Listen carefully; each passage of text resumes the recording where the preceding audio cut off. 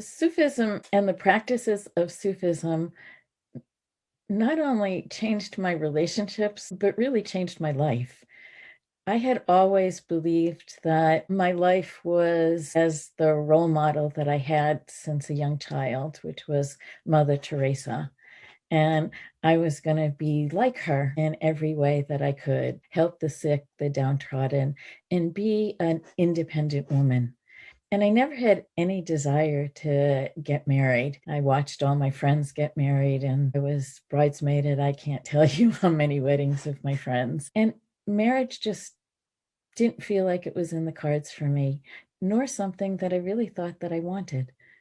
And yet, God, Allah, had other plans and brought the most wonderful man into my life so that the kinds of things that I was able to do magnified by having a relationship, having a marriage that was a true partnership where somebody is caring about me, serving me, and has the values and ideals that are important so that we're walking hand in hand.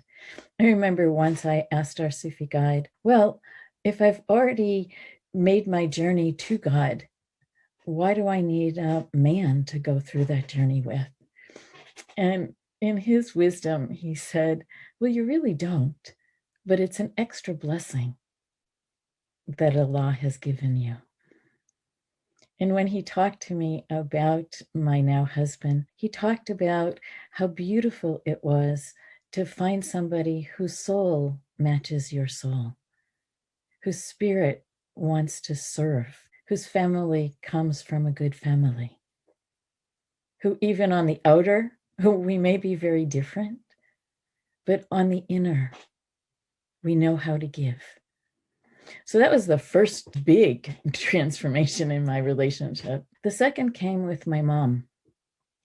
And my mom and I always had a relationship that I would say was based on tension more than love. And that tension kind of kept us from my teenage years all the way through my adult years.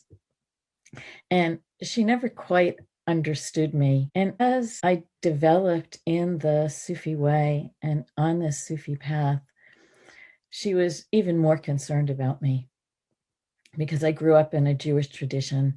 And even though it wasn't so religious in my family, it was very cultural. Having converted to Islam, she was really concerned and really was worried about me until she saw the effects in my life. And I remember the turning point is when she said to a friend of hers, I really don't understand what my daughter is doing. And I probably never will fully understand who she is. But whatever she's doing, it is making her so happy that what more could I want from my daughter than to witness that happiness? And that was the turning point in my relationships with my mom.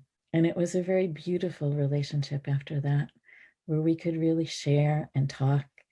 When she had her stroke and was dying, that I could do the Sufi healings with her, and she would smile, that she would understand that there was something afterwards. And it formed the bond that I think I had always wished that I had had with my mom.